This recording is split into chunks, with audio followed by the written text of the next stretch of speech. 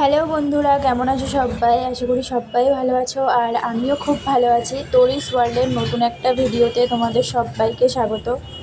আজকে চলে এলাম আরেকটা নতুন ভিডিও নিয়ে। আর এটা কিন্তু ড্রয়িং ভিডিও বলা যায় না। এতদিন তোমাদের সাথে ওয়াটার কালার, তারপর অয়েল পাস্টেলস আর ব্ল্যাক মান্ডালার বিভিন্ন ধরনের আর্ট বা বিভিন্ন ধরনের ড্রয়িং ভিডিও আমি শেয়ার করেছি, কিন্তু আজকে তোমাদের সঙ্গে শেয়ার করছি একটু অন্যরকম। তার আগেই একটা কথা বলি, কিছুদিন আগেই আমি সায়নিদি আর প্রিয়াদি গেছিলাম চা খেতে। তোমরা চায়ের ভিডিও অনেকেই দেখেছো, মানে চা খেতে যাওয়ার ভিডিও। তো সেখানে অনেকে অনেক ভালোবাসা দিয়েছো, যারা দেখোনি তারা কিন্তু ভিডিওটা আরেকবার দেখে নিতে পারো। তো আমাদের এরকম মাটির কাপে চা দেওয়া হয়েছিল। আমি এই ধরনের আর্টগুলো আগেও ফেসবুকে অনেকবার দেখেছি, আর এগুলো কেনার জন্য আমি দোকানেও গেছি, কিন্তু চায়ের দোকান ছাড়া এগুলো আমি কোথাও পাইনি। আর চায়ের দোকানে কিন্তু এগুলো আলাদা করে বিক্রিও হয় না। তো চা খেয়ে সেই কাপ নিয়ে আসা ছাড়া আমার কোনো উপায় ছিল না। তো আগের শর্টস ভিডিওতে আমি বলেছিলাম যে বুনু একটা কথা বলেছিল যে ফুল গাছ চেয়ে আনবে, এই পর্যন্ত ঠিক ছিল, তাহলে চা খেয়ে চায়ের কাপটাও রেখে আসবি না?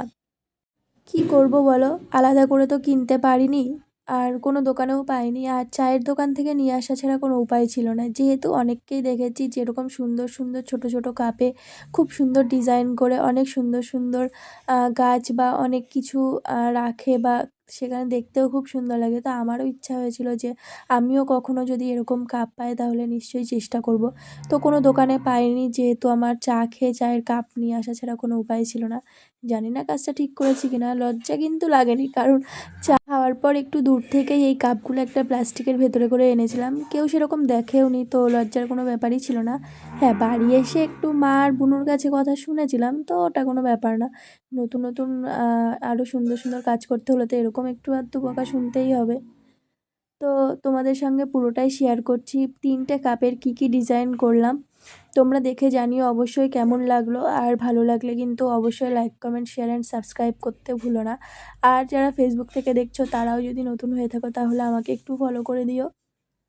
3টে কাপেই আমি প্রথমে আলাদা আলাদা করে কিছুটা বর্ডার করে নিয়েছিলাম, কোথাও ডিপ গ্রিন, আবার কোথাও পিঙ্ক কালার দিয়ে, আর তার সাথে কিন্তু স্কাই ব্লু কালারও ছিল। তো এখানে এই ডিপ গ্রিন কালারটার ভেতরে আমি কিন্তু সাদা কালার দিয়ে কলকা করে নিচ্ছি। তো কলকা আঁকার ক্ষেত্রে আমি বলবো, যারা কলকা প্র্যাকটিস করো তারা কিন্তু প্রতিদিন কলকা করতে হবে। আমি অনেক দিন করিনি বলে হাত প্রচণ্ড কাঁপছিল, আর কলকাগুলো ভীষণ মোটা হয়ে গেছিলো। আর কলকা সবসময় খুব কাছ থেকে নিয়ে করলে খুব ভালো হয়, তখন সরু সরুভাবে করা যায়, কিন্তু এই কলকাটার ক্ষেত্রে যেহেতু মোবাইলের ক্যামেরার নিচে রেখে করা হচ্ছিলো সেহেতু কিন্তু আমার একটু মোটা মোটা হয়ে গেছিলো, আর দেখতে খুব একটা ভালো হয়নি। তবুও ফার্স্ট টাইম চেষ্টা করলাম, সেই জন্যই তোমাদের সঙ্গে শেয়ার করছি। কলকা আর্টের ভিডিও আমার ইউটিউব বা আমার ফেসবুকে আপলোড করা আছে, তোমরা চাইলে সেখান থেকে দেখে নিতে পারো। তো এই ছোট ছোট কাপগুলোর ভেতরে কি করা যায় সেটাই ভাবছি। আজকে না হয় তোমাদের সঙ্গে এই ড্রয়িংগুলোই আমি শেয়ার করলাম, পরে একসময় তোমাদের সঙ্গে এই কাপগুলোর ভেতরে আমি কি করেছি বা কিভাবে কাপগুলো রেখেছি সেগুলো শেয়ার করব। তোমরা সেখান থেকেও দেখে জানিও যে কেমন লাগলো। তো আজকে তোমাদের সঙ্গে শেয়ার করছি আরেকটা কথা, সেটা একটু গল্পই বলা যায়, যেহেতু আজকে আর্টের ক্ষেত্রে তেমন কিছু বলার নেই, তোমরা দেখলেই বুঝতে পারবে খুব সহজেই করা, সেই জন্যই আমি গল্পটা শেয়ার করছি। অন্যদিনে আমি তোমাদের সঙ্গে আর্টের ভিডিওগুলো শেয়ার করার সময় কখনোই হয়তো গল্প শেয়ার করি না। তো কিছুদিন আগেই আমি ড্রয়িং করে আসার সময়, মানে ছোট ছোট কিছু স্টুডেন্ট আছে তোমরা সবাই জানো, যেগুলো রবিবার আমার ওদের সাথে ভীষণ ভালো কাটে, সেই স্টুডেন্টগুলোই।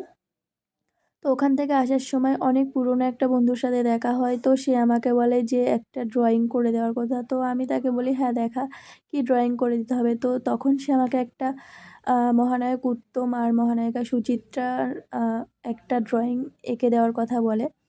তো সেই ছবিটা দেখে আমি তাকে বলি যে আমি এত সুন্দর পারি না, তো কখনো যদি শিখতে পারি তোকে অবশ্যই এঁকে দেবো, চেষ্টা করব। তো সে আমায় তখন বলে, আরে বাড়িতে বসে সারাদিন কী আর করিস, একটু না হয় ছবিই আঁকবি, সারাদিন তো কোনো কাজ টাজ করিস না, আস্তে আস্তে আঁক, চেষ্টা কর, হয়ে যাবে। আর এত সহজে একটা ছবি আঁকতে পারবি না?